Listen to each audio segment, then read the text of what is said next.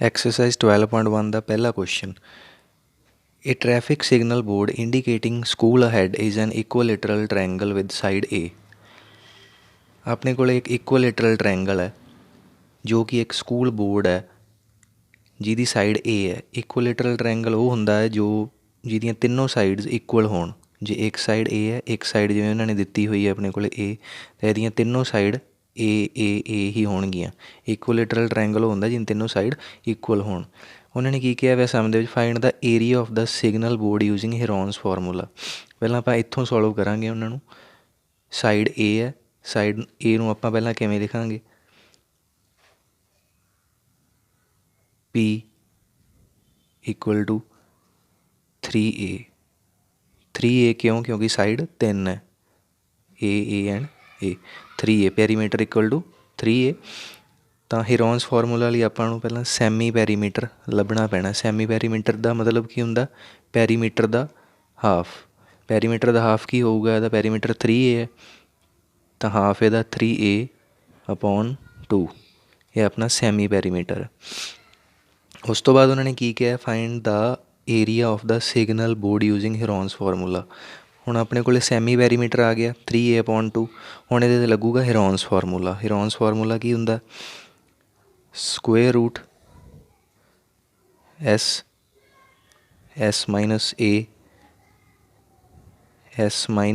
B and S - C।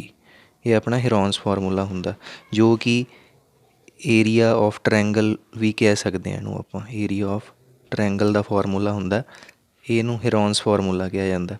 ਠੀਕ ਹੈ, ਹੁਣ ਇਸ 'ਤੇ ਆਪਾਂ ਇਸ ਫਾਰਮੂਲੇ ਦੇ ਵਿੱਚ ਆਪਾਂ S ਦੀ ਵੈਲਿਊ ਭਰਾਂਗੇ, ਜੋ ਕਿ ਹੈ 3A/2। ਸੋ ਆਪਾਂ ਪਹਿਲਾਂ ਕਰਾਂਗੇ ਸਕੁਏਅਰ ਰੂਟ, ਉਵੇਂ ਹੀ। ਠੀਕ ਹੈ, S ਲੱਗੀ ਹੈ ਫਾਰਮੂਲੇ। ਪਹਿਲਾਂ S ਦਾ ਕੀ ਹੈ ਵੈਲਿਊ? ਕੀ ਹੈ S ਦੀ? 3A/2। ਦੈਨ ਬਰੈਕਟ, ਫਿਰ S ਹੈ ਫਾਰਮੂਲੇ ਦੇ ਵਿੱਚ। S ਦੀ ਵੈਲਿਊ ਕੀ ਹੈ? 3A/2 ਮਾਈਨਸ A B ਅਤੇ C, ਇਹ ਤਿੰਨ ਵੈਲਿਊ ਦਿੱਤੀਆਂ। A ਕਿੰਨੀ ਹੈ ਆਪਣੇ ਕੋਲ? ਇਹ ਤਿੰਨ ਸਾਈਡ ਹੈ, A side, B side and C side. A the value ਕਿੰਨੀ ਹੈ ਇੱਥੇ? A। ਫਿਰ S ਦੀ ਵੈਲਿਊ ਕਿੰਨੀ ਦਿੱਤੀ ਹੋਈ ਹੈ? 3A/2। ਉਸੇ ਤਰ੍ਹਾਂ ਹੀ ਅਤੇ B ਦੀ ਵੈਲਿਊ ਵੀ ਕਿੰਨੀ ਹੈ? B ਦੀ ਵੈਲਿਊ ਕਿੰਨੀ ਹੈ? A। ਸੋ ਫਿਰ ਇੱਥੇ ਆਪਾਂ A ਹੀ ਲਾਵਾਂਗੇ। ਫਿਰ S ਦੀ ਵੈਲਿਊ 3A/2 ਮਾਈਨਸ C ਦੀ ਵੈਲਿਊ ਕਿੰਨੀ ਹੈ? ਫਿਰ A। ਠੀਕ ਹੈ, ਇਹ ਆਪਾਂ ਵੈਲਿਊ ਭਰਤੀਆਂ ਤਿੰਨਾਂ 'ਤੇ। ਹੁਣ ਇੱਦੋਂ ਅੱਗੇ ਸੋਲਵ ਕਰਾਂਗੇ ਆਪਾਂ ਇਹਨੂੰ।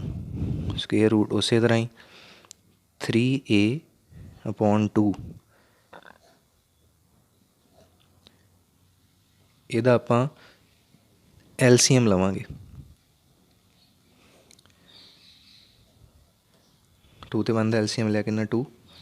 ਠੀਕ ਹੈ, ਇਹਦੇ ਨਾਲ ਡਿਵਾਈਡ ਕੀਤਾ 1 ਨੂੰ 3A ਨਾਲ ਮਲਟੀਪਲਾਈ ਕੀਤਾ 3A ਮਾਈਨਸ, ਅਤੇ 1 ਨੂੰ 2 ਨਾਲ ਡਿਵਾਈਡ ਕੀਤਾ 2 ਨੂੰ ਫਿਰ A ਨਾਲ ਮਲਟੀਪਲਾਈ ਕੀਤਾ, ਕੀ ਬਣ ਗਿਆ? 2A।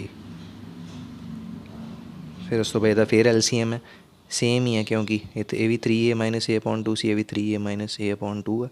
ਤਾਂ ਸਿੰਪਲ ਜੀ ਗੱਲ ਹੈ ਵੀ ਇਹਦਾ ਵੀ ਉਵੇਂ ਹੀ ਆ ਜਾਊਗਾ 3A - 2A/2। LCM ਲੈਣਾ ਪੈਣਾ ਆਪਾਂ ਨੂੰ ਇਹਦੇ ਲਈ।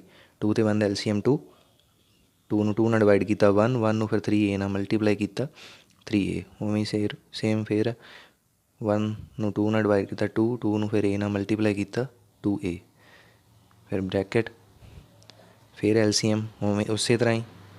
ਤਿੰਨੋਂ ਆਪਣੇ ਕੋਲ ਰਕਮਾਂ ਸੇਮ ਹੀ ਹੈ, ਵੈਲਿਊ ਜਿਨ੍ਹਾਂ 'ਚ ਭਰੀਆਂ ਸੀ ਉਸੇ ਤਰ੍ਹਾਂ ਹੀ ਆ ਜਾਊਗਾ 3A - 2A। LCM ਲੈ ਕੇ ਉਸੇ ਤਰ੍ਹਾਂ ਹੀ ਆ ਜਾਊਗਾ ਇਹ। ਠੀਕ ਹੈ, ਫਿਰ ਉਸ ਤੋਂ ਬਾਅਦ ਇੱਦੋਂ ਅੱਗੇ ਸੋਲਵ ਕਰਦੇ ਹਾਂ ਆਪਾਂ। ਸਕੁਏਅਰ ਰੂਟ ਫਿਰ ਉਵੇਂ ਹੀ ਆ ਜਾਊਗਾ 3A/2। ਹੁਣ ਬਰੈਕਟ ਉਵੇਂ ਹੀ ਲਾਈਏ ਪਹਿਲਾਂ ਆਪਾਂ 3A - 2A। 3A 'ਚੋਂ -2A ਕਰਾਂਗੇ ਤਾਂ A, ਅਤੇ 2 ਉਵੇਂ ਦਾ ਉਵੇਂ ਹੀ ਥੱਲੇ। ਠੀਕ ਹੈ, ਇਹ ਵਾਲਾ 2 ਉਵੇਂ ਦਾ ਉਵੇਂ ਹੀ ਥੱਲੇ। ਫਿਰ ਉਸ ਤੋਂ ਬਾਅਦ 3A - 2A ਫਿਰ A/2, ਫਿਰ 3A - 2A A 2 ਉਵੇਂ ਦਾ ਉਵੇਂ ਹੀ। ਠੀਕ ਹੈ, ਉਸ ਤੋਂ ਬਾਅਦ ਆਪਣੇ ਕੋਲ ਹੁਣ route 3A/2 A/2 A/2 and A/2 ਹੈ। ਹੁਣ ਆਪਾਂ ਇਸ ਤੋਂ ਬਾਅਦ ਕੀ ਕਰਨਾ, ਇਹਦੇ ਵਿੱਚ ਹੁਣ ਕਾਮਨ ਕੱਢਣੇ ਆਪਾਂ। ਇਹਨਾਂ ਚਾਰਾਂ 'ਚੋਂ ਕੀ ਚੀਜ਼ ਕਾਮਨ ਆ ਰਹੀ ਹੈ, A/2। ਇਹਨਾਂ ਚਾਰਾਂ ਵਿੱਚ ਦੇਖੋ A/2 A/2 ਆ ਰਿਹਾ। ਸੋ ਇਹਦੇ ਵਿੱਚ ਆਪਾਂ ਕਾਮਨ ਕੱਢਾਂਗੇ ਹੁਣ, ਪਹਿਲਾਂ ਇਸ ਪੇਅਰ ਵਿੱਚੋਂ ਫਿਰ ਦੂਸਰੇ ਪੇਅਰ ਵਿੱਚੋਂ। ਇੱਕ ਪੇਅਰ 'ਚੋਂ ਕਾਮਨ ਕੱਢਿਆ A/2, ਇੱਥੇ A/2 ਮਲਟੀਪਲਾਈ, ਫਿਰ ਦੂਸਰੇ ਪੇਅਰ 'ਚੋਂ ਵੀ ਕਾਮਨ ਕੱਢ ਲਿਆ ਆਪਾਂ A/2 A/2। ਅੰਦਰ ਫਿਰ ਕੀ ਰਹਿ ਗਿਆ 3, ਰੂਟ ਦੇ ਅੰਦਰ 3 ਰਹਿ ਗਿਆ, ਕਿਉਂਕਿ 3 ਕਾਮਨ ਹੀ ਨਿਕਲ ਰਿਹਾ ਸੀ, ਹੋਰ ਕਿਤੇ ਵੀ 3 ਹੈ ਨਹੀਂ, A/2 ਹੀ ਹੈ। ਇਸ ਕਰਕੇ ਇੱਕ ਪੇਅਰ 'ਚੋਂ A/2 ਫਿਰ ਦੂਸਰੇ ਪੇਅਰ 'ਚੋਂ ਵੀ A/2 ਅਤੇ ਰੂਟ ਦੇ ਵਿੱਚ 3। ਹੁਣ ਇਹਨੂੰ ਆਪਾਂ ਮਲਟੀਪਲਾਈ ਕਰਾਂਗੇ, A ਮਲਟੀਪਲਾਈ A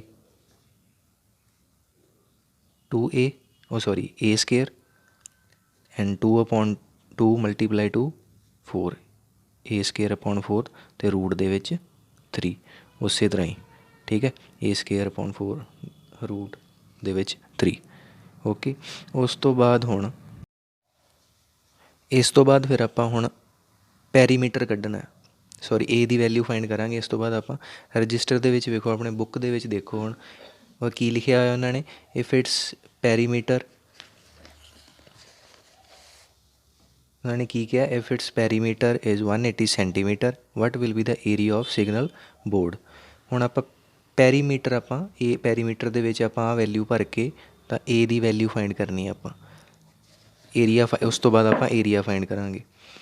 ਤਾਂ ਪੈਰੀਮੀਟਰ ਆਪਾਂ ਕਿੰਨਾ ਕੱਢਿਆ ਸੀ ਸ਼ੁਰੂਆਤ ਦੇ ਵਿੱਚ ਹੀ 3A, okay. Perimeter equal to 3A ਹੈ।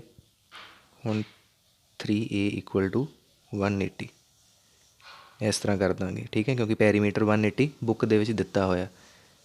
ਫਿਰ A 3 ਇੱਧਰ ਮਲਟੀਪਲਾਈ ਦਾ ਅਤੇ ਇੱਧਰ ਆ ਕੇ ਫਿਰ ਕੀ ਹੋ ਜਾਊਗਾ ਡਿਵਾਈਡ ਦਾ 180/3। ਹੁਣ ਇਹਨੂੰ ਆਪਾਂ ਡਿਵਾਈਡ ਕਰ ਦਾਂਗੇ, 3 6 ਜਾਂ 18 ਨਾਲ 0 ਤਾਂ 0। A ਦੀ ਵੈਲਿਊ ਆਪਣੀ ਕਿੰਨੀ ਆ ਗਈ 60। A ਦੀ ਵੈਲਿਊ ਆਪਣੇ ਕੋਲ ਆ ਗਈ 60 ਸੈਂਟੀਮੀਟਰ, ਕਿਉਂਕਿ ਬੁੱਕ ਦੇ ਵਿੱਚ ਆਪਣੇ ਕੋਲ ਜੋ ਵੀ ਰਕਮ ਉਹ ਸੈਂਟੀਮੀਟਰ ਦੇ ਵਿੱਚ ਦਿੱਤੀ ਹੋਈ ਹੈ, ਠੀਕ ਹੈ। A ਇਕੁਅਲ ਟੂ 60 ਸੈਂਟੀਮੀਟਰ ਆ ਗਈ। ਹੁਣ ਇਸ ਤੋਂ ਬਾਅਦ ਆਪਾਂ A ਦੀ ਵੈਲਿਊ ਕੀ ਕਰਾਂਗੇ, ਇਹਦੇ ਵਿੱਚ ਭਰ ਦਾਂਗੇ। ਇਸ ਦੇ ਵਿੱਚ A ਦੀ ਵੈਲਿਊ 60 ਹੈ ਤਾਂ ਕੀ ਸੀਗਾ A ਸਕੇਅਰ ਅਪੋਨ 4 ਰੂਟ 3, ਠੀਕ ਹੈ। A ਦੀ ਵੈਲਿਊ ਭਰੀਏ ਹੁਣ ਆਪਾਂ 60/4, A ਦੇ ਉੱਪਰ ਕੀ ਸੀ ਸਕੇਅਰ, ਤਾਂ 60 ਦੇ ਉੱਪਰ ਵੀ ਕੀ ਲੱਗੂਗਾ ਸਕੇਅਰ ਅਤੇ ਰੂਟ 3 ਉਵੇਂ ਦਾ ਉਵੇਂ, ਠੀਕ ਹੈ। 60 ਦਾ ਸਕੇਅਰ ਕਰਾਂਗੇ ਆਪਾਂ, 60 ਦਾ ਸਕੇਅਰ 3600 ਅਤੇ 4 ਉਸੇ ਤਰ੍ਹਾਂ ਦਾ ਉਵੇਂ ਅਤੇ ਰੂਟ 3 ਉਵੇਂ। ਤਾਂ ਹੁਣ ਆਪਾਂ ਕੈਲਕੂਲੇਟ ਕਰਾਂਗੇ, ਅੱਗੇ ਸੋਲਵ ਕਰਾਂਗੇ।